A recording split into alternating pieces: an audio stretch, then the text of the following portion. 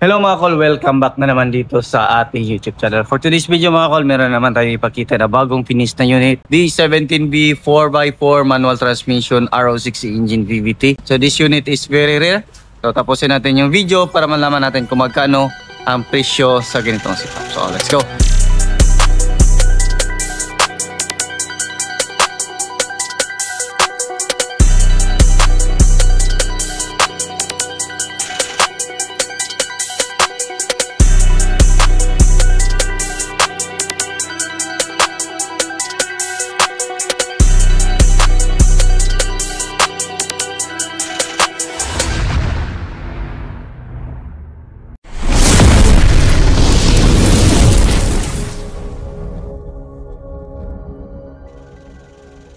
Makita natin mga kol, yung unit natin is black and gray, yung combination. Ayan, so meron siyang steel bumper dito. Yan yung steel bumper natin. Tapos naglagay tayo ng fog lamp.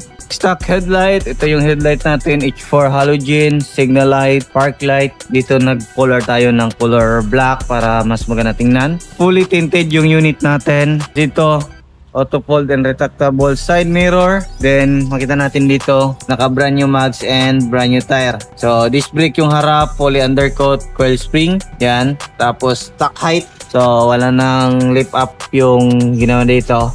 Kompleto tayo sa rain visor. Yan yung kulay dito sa gilid. So black and gray. Manual sliding, walang power slide sa mga 17 speed variant.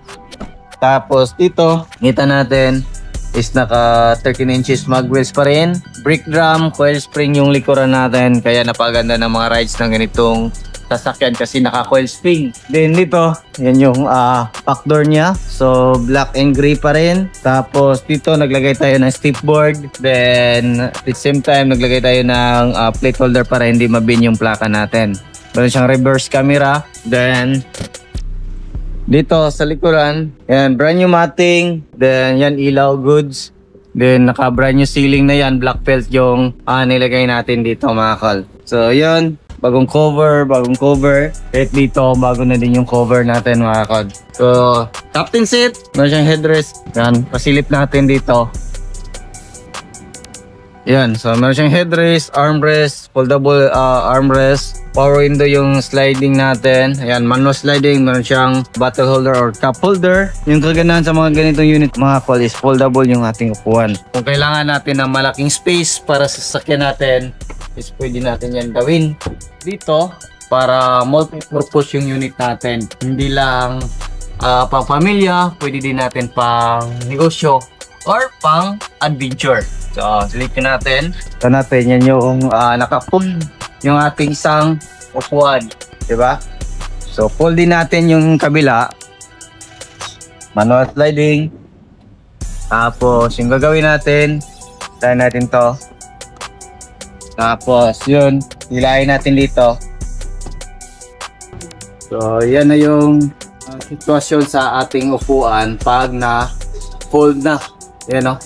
Napakalawak. So, hindi lang pang pamilya, pwede natin pang negosyo. Mahilig kayo sa camping or outing. So, ito yung the best. Yan, diba? Maglatag lang tayo ng higaan dito or kumot. Instant tulugan na mga kol. Diba?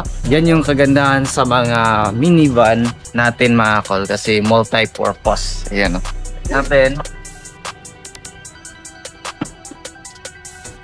Yan. Yun na. Isa. Pag nakaupo tayo dito, ayan, pwede din natin ang gawin natin kung meron tayo matataas na na gamit na gusto ikarga, pwede natin i-fold yung isang upuan, then yung isang upuan gagamitin natin para sa pasahero natin, di ba? Balik natin. Ayan. So, armrest. Adjustable din yung ating headrest. Ito yung legroom natin dito mga kol. Yan, legroom. Tapos yun sa harap makita natin meron tayong extra mini fan na nilagay dito sa itaas. Then makita natin meron siyang lagayan dyan sa harap sa headroom ng ating passenger at saka driver.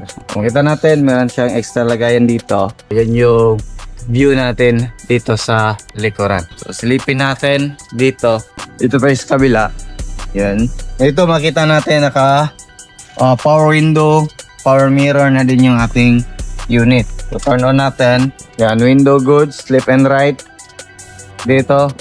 Kailangan natin to isira yung ating sliding door para ma-open natin yung ating window. Yan. Tapos dito, check natin ang goods block. Ayan. So, goods yung window. Gamit yung switch natin dito. Ayan.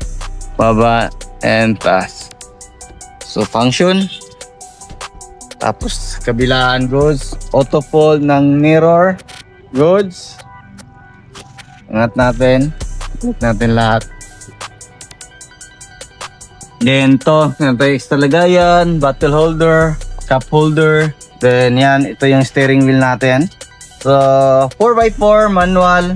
Tapos, ito yung 4x4 switch, fog lamp switch, headlight adjuster. Dito, yung cluster panel natin. Ayan, yan yung cluster panel ng 4x4 ng turbo. Tapos, makita natin 5-speed, manual transmission mga kol. Then, aircon switch. Yan, so fully air condition. Tapos, naka 7 inches touchscreen stereo with reverse camera. So, yan, dashboard natin, yan yung kulay. Yan, so simple lang, para hindi masakit sa mata sa driver natin na.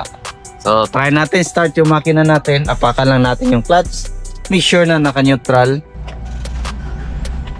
Tapos, dito tayo mag-shift.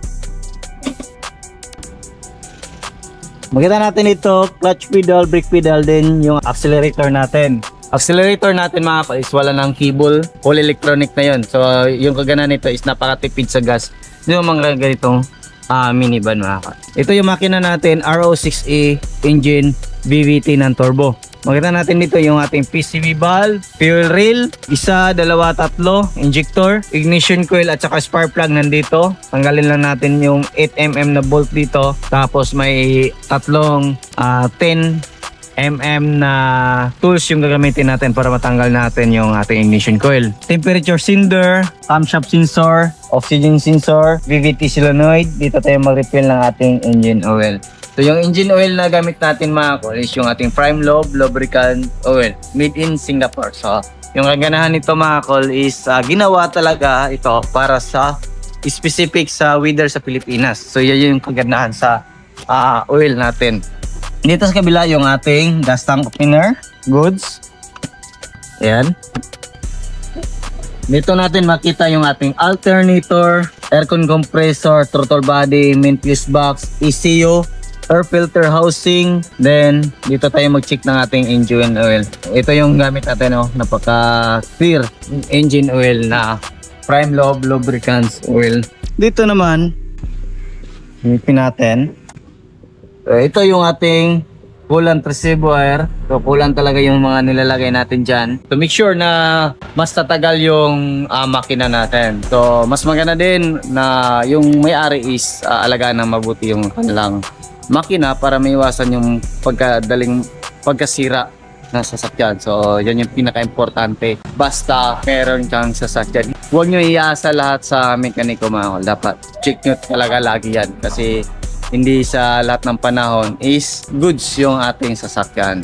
Mas maganda kung preventive maintenance talaga. Before masira, masilip na kung ano yung problema. Kahit yung mga brand new, huwag kayong magpagkampante mga kat. So dito, yung ating brake fluid reservoir, coolant reservoir, and windshield washer reservoir. Yung radiator natin at saka aircon condenser is dito sa harap. So, yan yung setup natin ngayon mga kol. So, ganitong unit is very rare. 4x4 na manual captain seat. Ito, umabot to ng 376,000 all in. Yung basic setup nito is nasa 360,000. So, yan lang siguro yung ating vlog for today. Maraming salamat sa inyong patuloy na pagsubaybay. Sa bago lang sa ating channel, don't forget to like, share, and subscribe. And click na rin yung notification bell para updated kayo sa mga next video uploads kayo. Ingat po mga kol and bye-bye. God bless po sa tulad.